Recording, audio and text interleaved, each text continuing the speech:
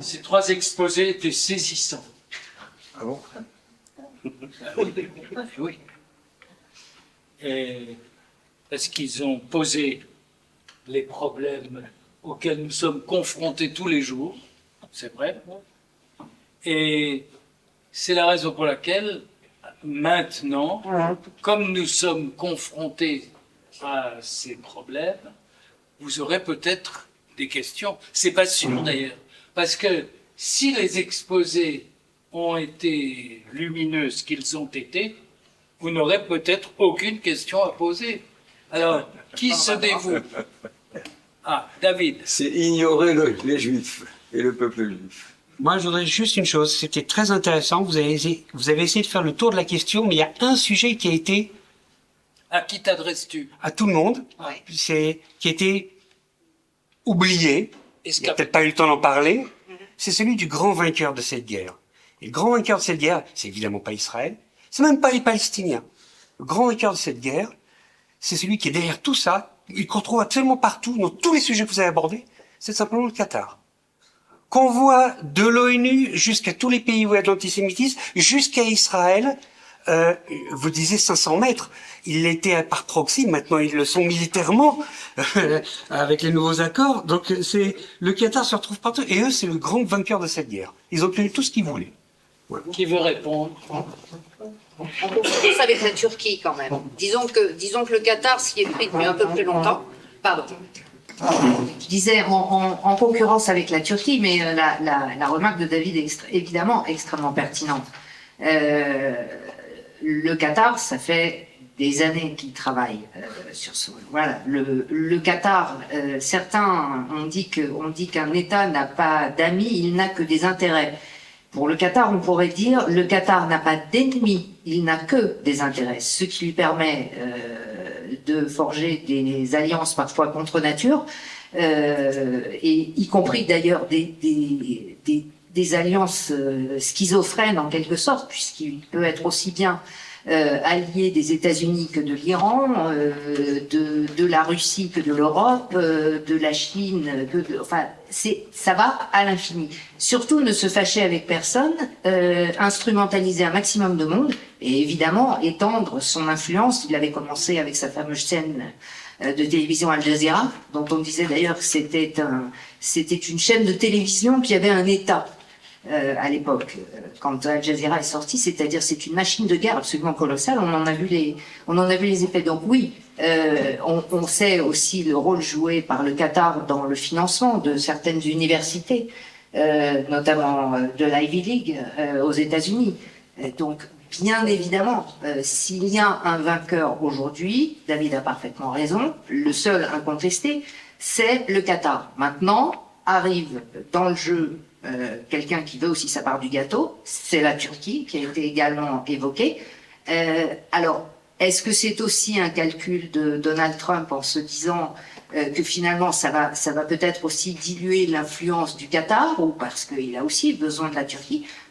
Évidemment, là, on va en savoir plus dans peu de temps, mais oui, là, clairement, on a l'exemple d'un pays capable d'instrumentaliser un conflit, entre autres éléments qu'il instrumentalise, comme les investissements dans l'immobilier, dans le high-tech, dans tout ce qui est dans le football, absolument, tout ce qui est susceptible d'étendre sa zone d'influence et donc son pouvoir.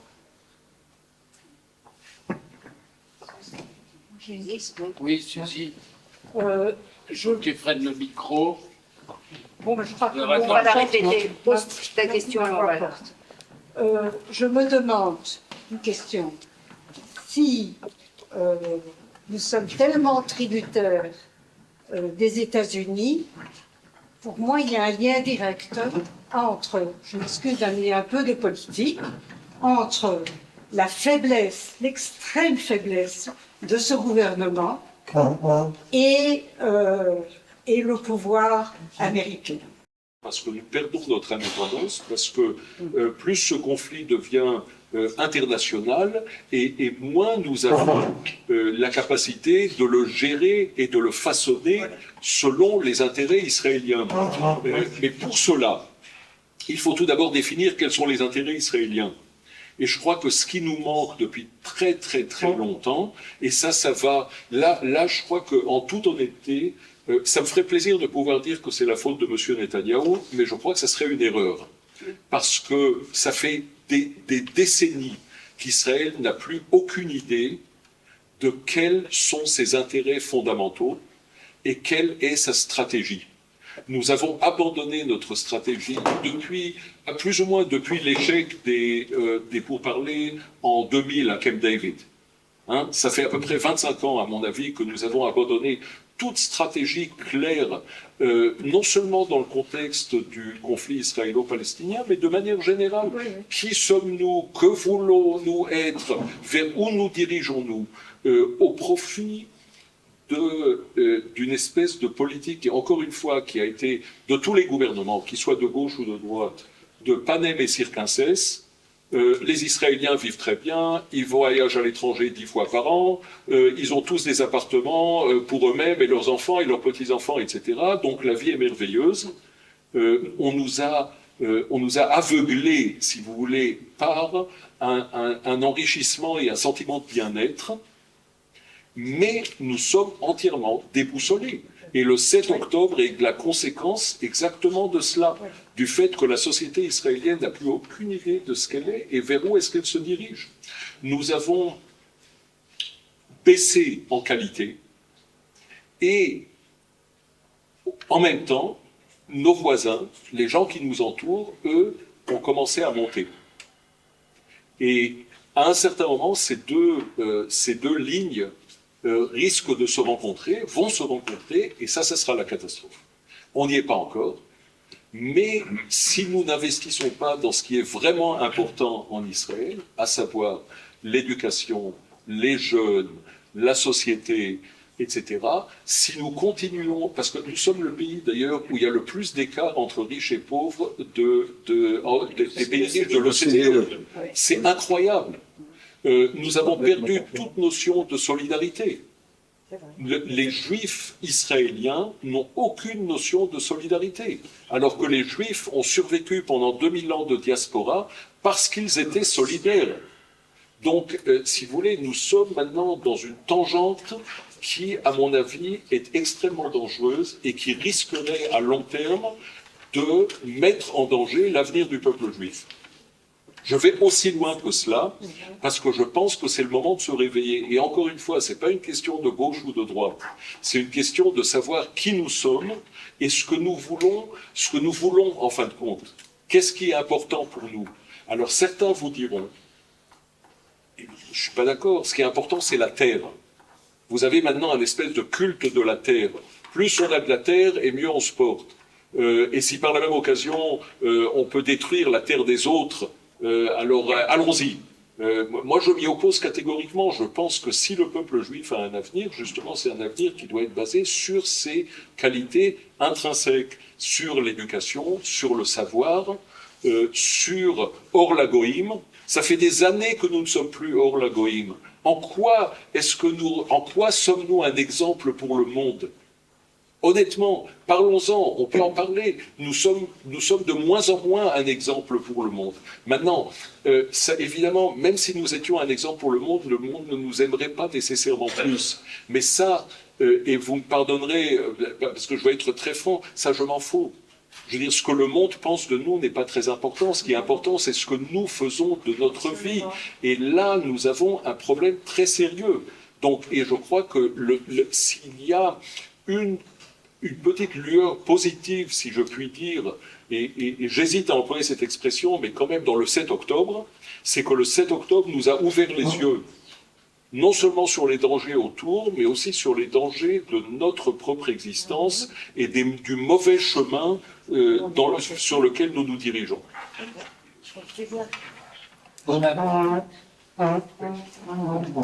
Je vais parler sans micro, ça va? J'ai une question particulièrement à M. Naraman. Vous êtes en charge, si j'ai bien compris, de la lutte anti-boycott dans les universités. Vous avez un fameux boulot. Qu'est-ce que vous comptez faire pour ça? Parce que c'est la montée d'une jeunesse qui est différente des jeunesses précédentes. Il y a le boycott vis-à-vis des universités israéliennes, mais il y a aussi un mouvement à l'intérieur des universités israéliennes. Et je voudrais vous démentir un petit peu ou apporter une autre opinion sur cette jeunesse. Vous parlez de manquer d'espoir. Est-ce que vous vous rendez compte ce que les Miloïnikim ont apporté comme espoir à l'État d'Israël? Tous les combattants qui ont donné leur sang, qui se sont battus, qui ont montré une solidarité extraordinaire et qui continuent à le montrer, vont être des dirigeants dans les 20 prochaines années. Ce sont ceux-là qui vont monter au pouvoir et qui vont, je l'espère, monter à l'assaut des universités qui sont dépassées et qui sont le reflet d'un monde que je préfère ne pas qualifier, d'un monde antique et qui préfère les discussions d'idées vaines par rapport aux réalités auxquelles nous avons à faire face. Et je voudrais apporter un dernier témoignage. J'ai eu l'occasion de participer au dernier congrès juif mondial, sioniste mondial qui a eu lieu. Et j'ai eu l'occasion de parler à des jeunes.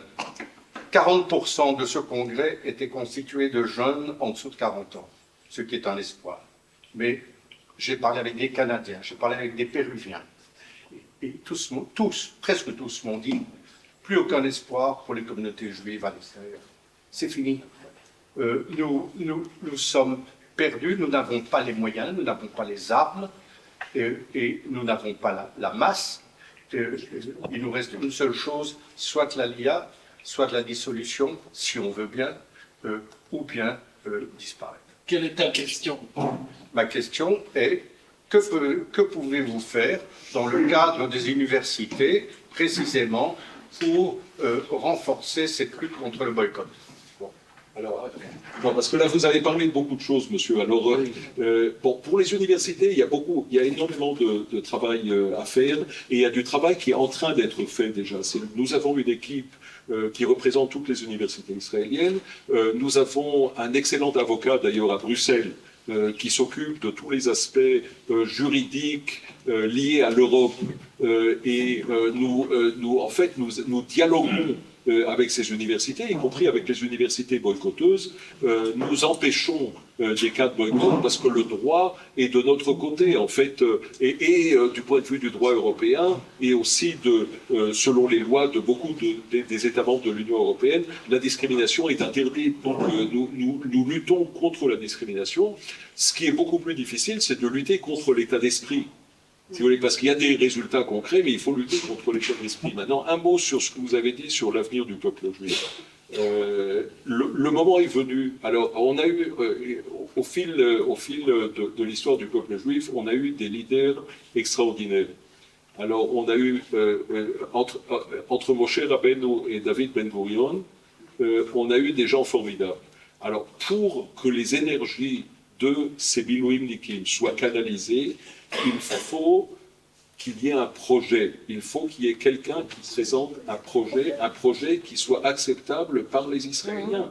Et nous sommes en carence dramatique de leadership, alors que ce soit un leadership politique, religieux, intellectuel, tout ce que vous voulez. Je crois que c'est ça l'une des grandes tragédies, c'est que ce drame nous est arrivé à un moment où nous n'avons pas de dirigeants à la hauteur.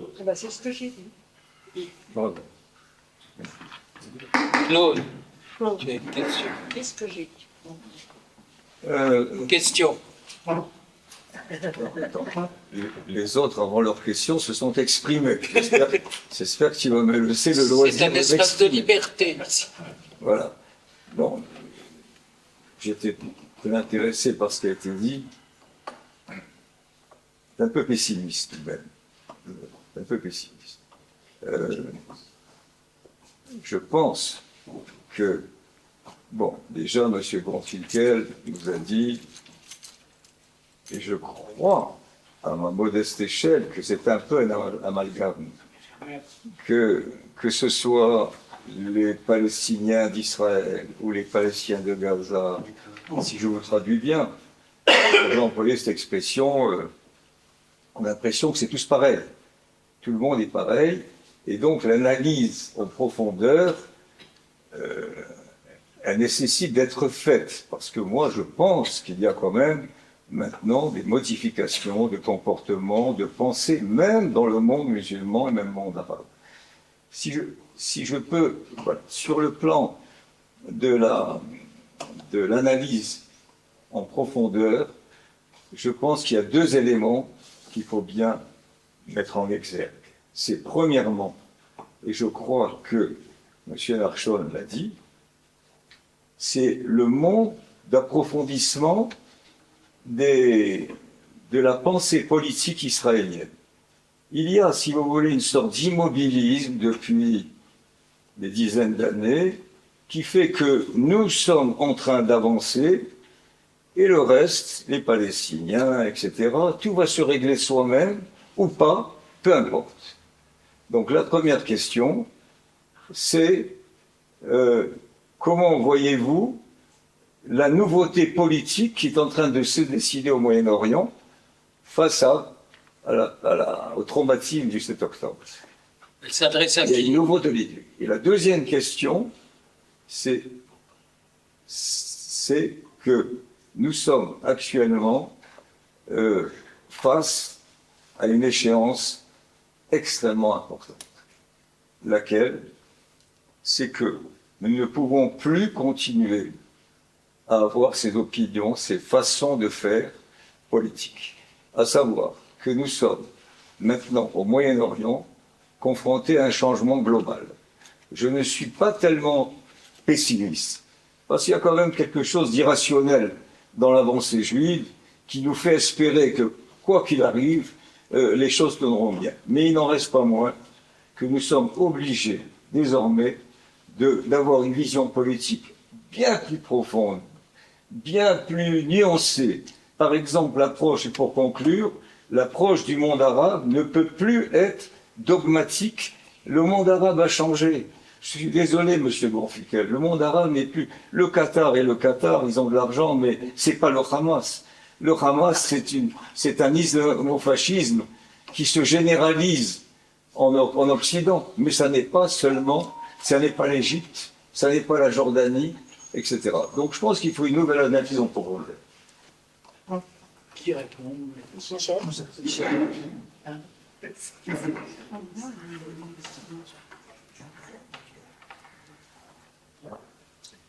L'histoire de la pensée politique est l'histoire d'idées globales, de paradigmes qui se succèdent. Un paradigme, c'est une formule chimique qui permet de mettre ensemble un certain nombre d'idées qui ont l'air de marcher à un moment donné pour expliquer le monde autour de la communauté qui se dote de ce paradigme. Les paradigmes se succèdent parce que les situations changent en permanence. Les paradigmes ont une durée de vie.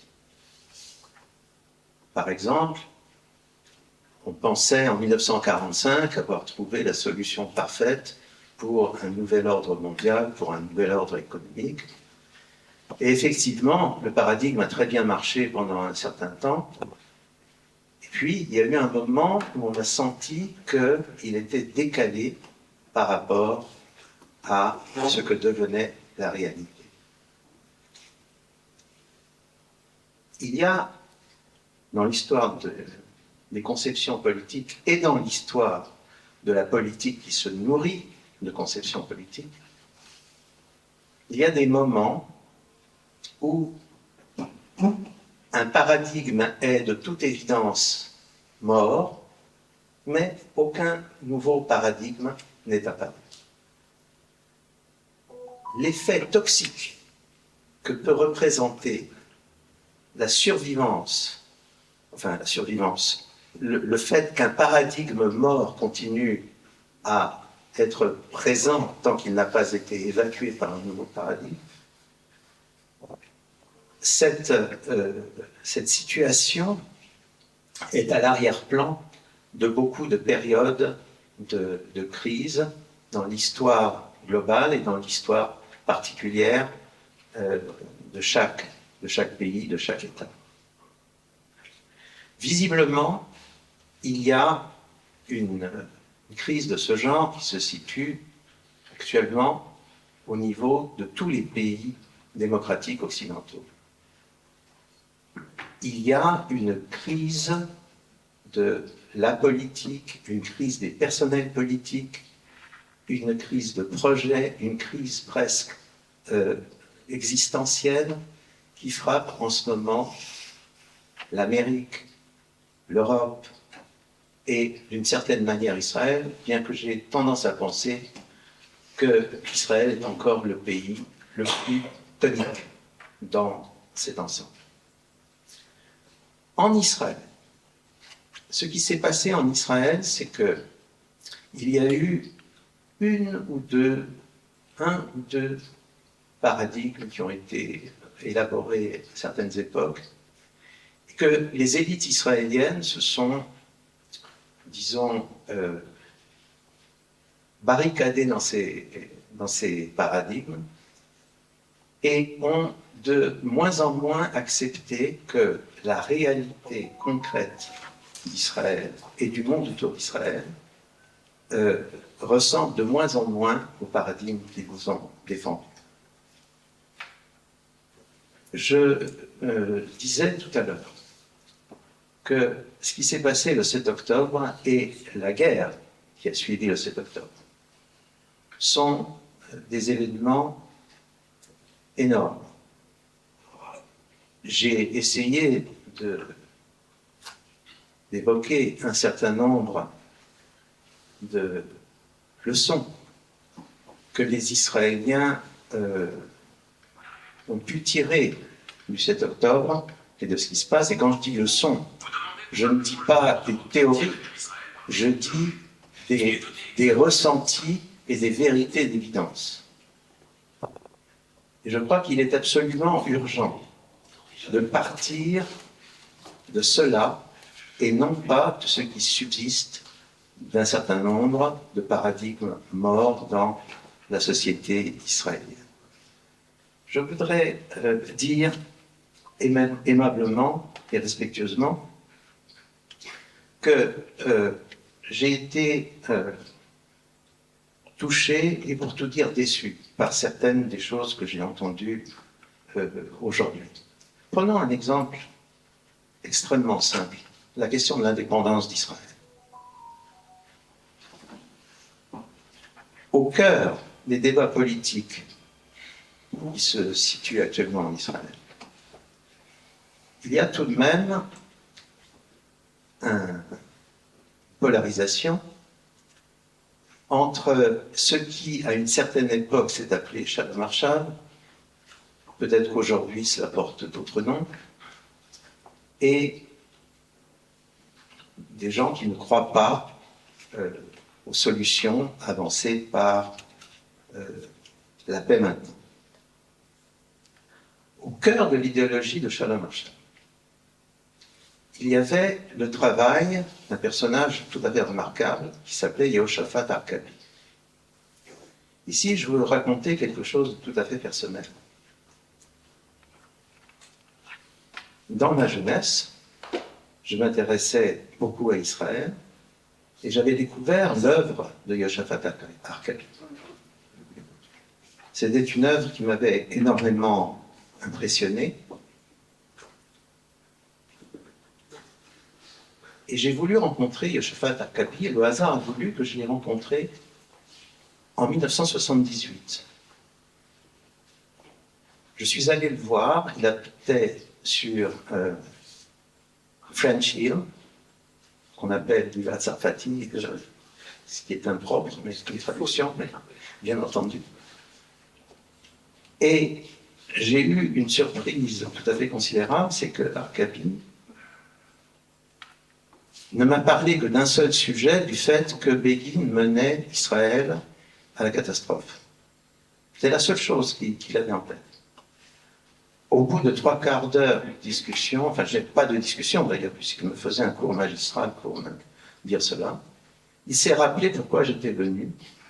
Il s'est un peu attendri parce qu'il voyait quelqu'un de jeune qui venait de France, qui avait lu ses livres. Les auteurs sont toujours attendris quand ils sont dans une situation comme ça, comme de ce type. Et ensuite, on a parlé du monde arabe. Et je me rappelle qu'il m'a donné une liste d'experts à consulter en Europe sur la question du conflit israélo-arabe. Vous serez surpris de découvrir que parmi les personnes qui me recommandaient, il y avait une certaine Gisèle Wittmann, plus connue sous le nom de Bat Yeor. Ceci est intéressant, notamment par rapport à ce que je vais dire maintenant. Arkabi avait commencé par écrire une série de livres magistraux sur l'idéologie arabe et l'idéologie palestinienne. Encore aujourd'hui, vous lisez ces livres sont d'une maîtrise époustouflante. À partir de 1977-78, comme je le disais, il est devenu l'idéologue de la paix maintenant, de Shalom Arshad. Et il s'en est expliqué dans plusieurs livres et dans plusieurs textes courts. Et le fond de sa pensée est le suivant. Il est vital pour Israël de se défaire des territoires occupés depuis 1967. Malheureusement, il n'y a pas de majorité politique en Israël pour abandonner ces territoires. Donc, Israël n'abandonnera ces territoires que s'il y a une pression extérieure. Le seul pays qui peut réellement exercer une pression sur Israël, ce sont les États-Unis. Mais malheureusement, les États-Unis ne le feront pas parce que la communauté juive américaine, qui est puissante, militera contre une telle pression.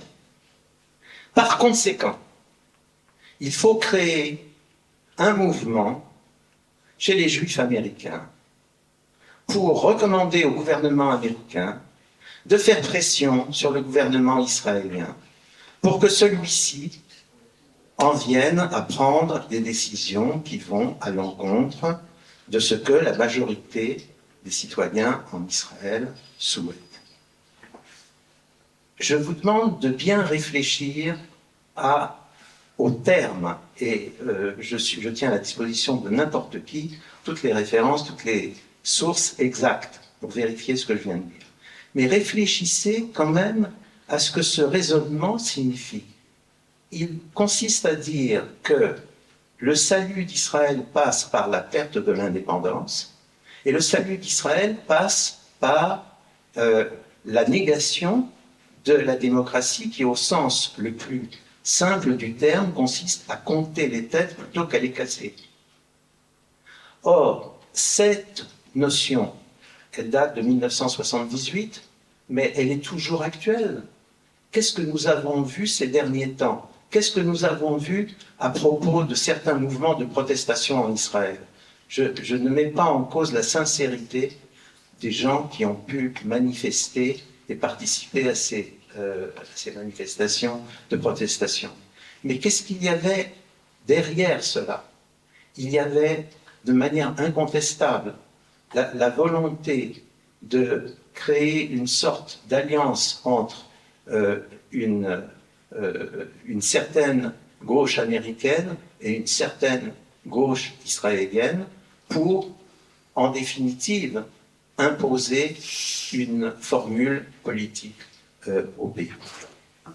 Je voudrais dire une dernière chose. Emmanuel Narshon a parlé, il a eu raison, des tensions non seulement politiques mais sociales qu'il y a dans le pays. Il a eu raison de dire qu'Israël est le pays où l'écart entre les riches et les pauvres est le plus important de toute la CDE. Mais il y a aussi une autre réalité que je lui demande de commenter s'il le souhaite. C'est que lorsqu'on regarde les idées politiques en Israël, des positionnements politiques en Israël et le statut socio-économique, on découvre que globalement, les riches sont à gauche et les pauvres sont à droite. C'est une réalité incontournable. Plus vous montez dans la hiérarchie sociale et économique en Israël, plus vous allez manifester contre le gouvernement actuel et plus vous allez souhaiter la disparition du gouvernement actuel. Ce que je souhaite, c'est simplement ceci. Je souhaite pour Israël que Israël parvienne à sortir, s'interroge sur le fait de savoir si certains de ces paradigmes sont encore valables ou ne le sont pas, que Israël parte de la réalité vers un projet et non pas d'un paradigme tout fait et déjà en voie de démantèlement pour essayer de proposer un projet qui ne sera pas un projet parce qu'il ne correspondra pas à la réalité. Voilà, donc, juste pour réagir très brièvement à deux ou trois points. Moi, j'ai littéralement vu quand j'avais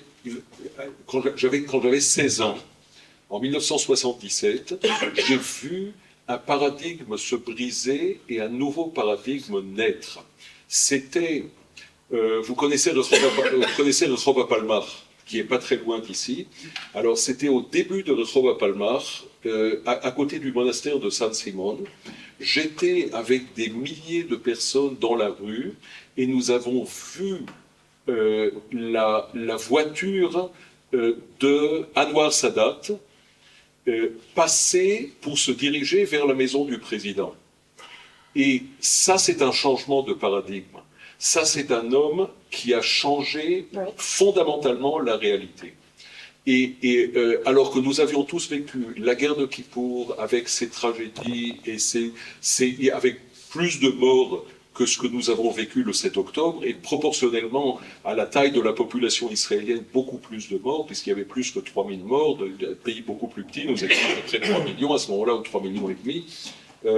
Tragédie énorme, 4 ans après, Anwar Sadat, président vers laquelle nous nous dirigeons, sans que nous n'ayons... C'est les Turcs.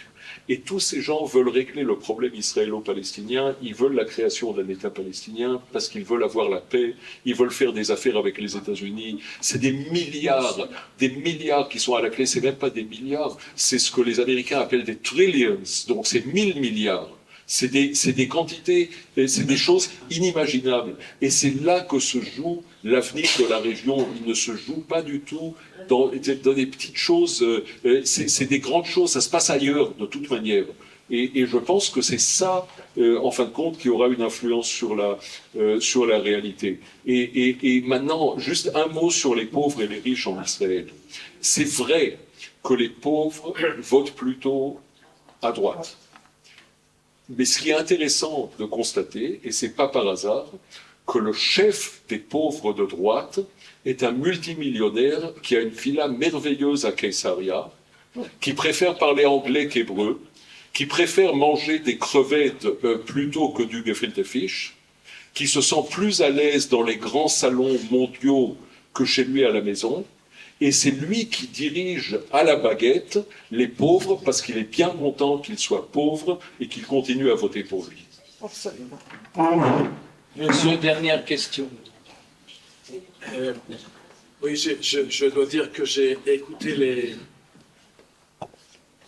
ces exposés saisissants et brillants, comme vous avez dit.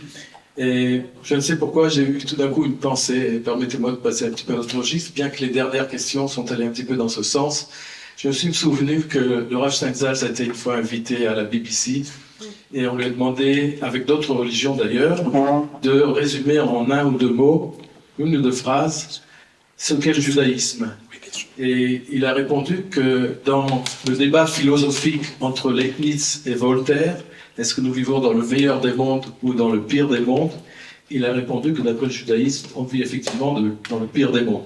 Parfois, j'ai eu l'impression, en vous écoutant, qu'effectivement, nous vivons dans le pire des mondes. Mais il avait ajouté, Mais dans ce pire des mondes, il reste une lueur d'espoir. Je sais à quoi il pensait. Peut-être qu'il pensait à la Gada, Bechol Dor Vador, Amrim Aleinu Lechalotenu V'Akadosh Baruch Hu Batzilenu Yada. Mais chacun a probablement de vous, chacun de vous a probablement cette idée de quelle est cette lueur d'espoir. J'ai envie de vous demander à chacun d'entre vous.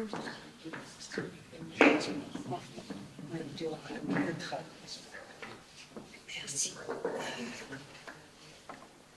C'est évidemment une vaste question, et bon, la meilleure façon de répondre aux vastes questions, c'est effectivement de répondre brièvement. Je dirais simplement une chose, si notre propos a pu paraître, en tout cas le mien, je ne m'exprime pas au nom de mes deux camarades, mais si mon propos a pu paraître pessimiste, ça n'était pas le but. Il tentait d'être objectif et lucide, ce qui fait partie de la définition de mon métier, mais surtout, je pense que au-delà de ce qu'on a tous traversé, s'il y a une chose aussi qu'on peut retenir de cette terrible expérience, ça a été justement de voir, à défaut de paradigme politique qui demande encore à être exprimé, un trésor, une richesse humaine d'Israël qui s'est levée, et notamment de ces jeunes, et pas seulement les réservistes, aussi les appelés. Il ne faut pas oublier, vous le savez tous, vous avez tous de la famille ici, des enfants, des petits-enfants, des neveux, que sais-je. Ces jeunes qui venaient de passer 2 années d'une scolarité complètement en dents de scie avec les confinements et le Covid, qui ont donc perdu le rythme scolaire, qui pour un certain nombre d'entre eux ont décroché, qui n'avaient plus de rapport qu'avec l'écran de leur téléphone, et dont on avait l'impression qu'ils étaient totalement coupés du monde. Et la même chose pour les jeunes réservistes, étudiants ou entrant à peine dans la vie active. À 6h29 et 30 secondes, ce 7 octobre, ils étaient tous debout sur leurs pieds, ou qu'ils aient été à ce moment-là au milieu d'une fête, en route pour la synagogue, sur le bord de la plage à Tel Aviv, rentrant d'une nuit arrosée avec des copains, ou s'apprêtant à partir pour l'office de Simchat Torah. Ils se sont tous levés avec la même énergie, avec la même mission, qui était de venir au secours de leurs frères en train d'être assassinés et égorgés à quelques kilomètres de là. Cette solidarité-là, elle a tout traversé, y compris d'ailleurs les ultra-orthodoxes volontaires dans les services de secours, qui eux aussi se sont rués pour sauver ceux qui pouvaient encore l'être. Donc cette force inouïe de ce peuple, et qui a tenu au cours de ces 2 années, elle est là, elle est présente, c'est une richesse inépuisable, et c'est de cette richesse que va sortir ce nouveau paradigme, alors qu'on voit pas encore, qui est peut-être pas effectivement encore très très défini, ce parti des réservistes, ces organisations qui partent un peu dans tous les sens, mais ça veut dire qu'il y a une volonté, et qu'il y a une volonté sur le long terme de justement de sortir ce pays de l'ornière, de continuer à porter ce projet. Même si effectivement, oui, on se pose des questions sur la façon de l'exprimer, de le rationaliser, de le projeter. Mais la volonté, elle est là. Et s'il y a une chose dont on ne doit pas douter, c'est celle-là. Ensuite, à terme, peut-être oui, que Israël reprendra sa place de lumière parmi les nations, puisque de toute façon, les nations n'aiment pas quand on l'est, et nous le reprochent quand on ne l'est pas. Donc finalement, comme a dit Emmanuel, peu importe ce qu'ils pensent de nous, mais nous, on sait quel chemin on doit suivre. On ne sait pas encore par quoi il va être balisé, mais il y a une chose qui est claire, c'est que ce peuple et sa jeunesse ont une volonté absolue, inébranlable, de surmonter tous les obstacles et d'aller de l'avant. Il y a un espoir, on l'a vu aussi avec tous les rescapés qui sont revenus vivants de l'enfer de Gaza. Ils sont déglingués, il va leur falloir des années pour se remettre debout. Mais pour nous, le jour de leur libération, ils étaient debout parce qu'ils savaient que pour leur famille, pour le peuple qui a attendu leur retour pendant 2 ans, une des premières bouffées, une des premières respirations de vie pour nous, ça a été de les voir debout. Ce peuple est debout et ce peuple continue à marcher. Il a peut-être pas encore tout à fait défini sa direction, mais il marche dans la bonne direction. Voilà, c'est ce que je voulais vous dire. Bravo, Pascal.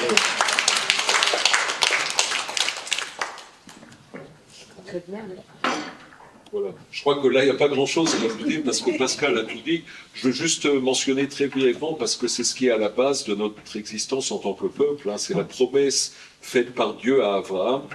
Elle est toujours là. Elle est toujours en vigueur. Le peuple juif est un peuple éternel. Alors qu'on soit plus ou moins religieux, je crois qu'on partage tous cette croyance fondamentale. Et c'est ce qui fait que le peuple juif, effectivement, continuera. Mais là, il faut quand même, et je crois que c'est pas une mauvaise chose que de se dire, ok, les circonstances ne sont pas bonnes. Je crois que c'est pas une mauvaise chose que de regarder la réalité en face et de ne pas se mentir. Nous nous sommes mentis pendant beaucoup trop longtemps. Nous nous sommes voilés la face pendant beaucoup trop longtemps. Il faut voir les choses telles qu'elles sont, tout en sachant que nous avons effectivement les instruments et les moyens pour surmonter les difficultés. Moi aussi, j'ai été ému et impressionné par ce qu'a dit Pascal Sonnenschein il y a quelques instants. Je ne dirais qu'un seul mot, et ce sera peut-être le mot de la fin. Dans les premiers jours qui ont suivi le 7 octobre, quelqu'un m'a dit il faut absolument lire le psaume 83. Il faut absolument lire le psaume tous les soirs, le psaume 83. Alors, ce sera l'énigme sur lequel je finirai. Lisez le psaume 83. Le psaume 83 est extraordinaire parce que vous allez le lire et vous allez vous dire, mais c'est pas possible. C'est une description hyper réaliste de ce qui se passe, ce qui s'est passé depuis 2 ans avec nous. C'est totalement extraordinaire. Lisez ce psaume et ce que je dirais, c'est que oui, la plus grande leçon de ce qui s'est passé depuis 2 ans, c'est l'émouna extraordinaire de tout le peuple d'Israël. L'émouna étonnante qui ne connaît pas le peuple d'Israël. Extraordinaire. C'est ça la plus grande leçon, et c'est ce qui me donne personnellement de l'espoir et de la foi dans l'avenir. Voilà, bravo.